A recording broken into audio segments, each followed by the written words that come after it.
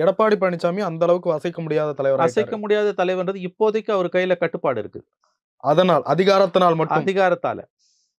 அவர நான் அததான் உங்களுக்கு சொல்ல வரேன். அவரு எதிர்க்கிறவங்க கூட அதிகாரப்பூர்வமா ஏன் அவர எதிர்க்க மறுக்கிறாங்க? அவர் மேல விமர்சனம் இருக்கு, வருத்தம் இருக்கு. செங்கோட்டையனோட கருத்து தான் அதிமுகல எடப்பாடிய சுத்தி இருக்கக்கூடிய 90% தலைவர்களோட கருத்து. ம். 90% தலைவர்களோட கருத்து, எடப்பாடிக்கு கூட நிக்கிறவங்களோட கருத்து, செங்கோட்டையன் கருத்து தான். அவங்க பேச மறுக்கிறாங்க. ஒருத்தர் கூட பேச மறுக்கிறாங்க. அமித்ஷா கூப்பிட்டு பேசுறாரு. அவர் இறங்கி வர மறுக்கிறாரு.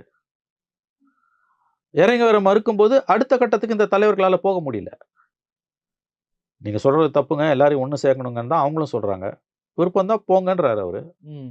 அவங்களால முடியல. சரி நீங்களே முடிவு பண்ணுங்கன்றாங்க. இதுதான் அவருடைய பலம். அதனால தானே அமித்ஷாவால பெருசா அசைக்க முடியல. இல்லாட்டி அமித்ஷா அசைச்சு பார்த்திருப்பாரு. சரி எடப்பாடிய நகர்த்திட்டு ஒன்றுபட்ட அதிமுக உருவாக்கும் வேலுமணி தலைமையில அப்படின்னு ஒரு முடிவு எடுக்குறாங்கன்னா, அதிகாரம் வேலுமணி கையில வந்து அவருக்கு அந்த அளவு ஆதரவு இருக்கணும்ல. இல்லையே. ம். இங்க தான் பிரச்சனை. அதுதான் இன்னைக்கு எடப்பாடியோட பலம். இன்னைக்கு அவருடைய பலம்ன்றது அதுதான்.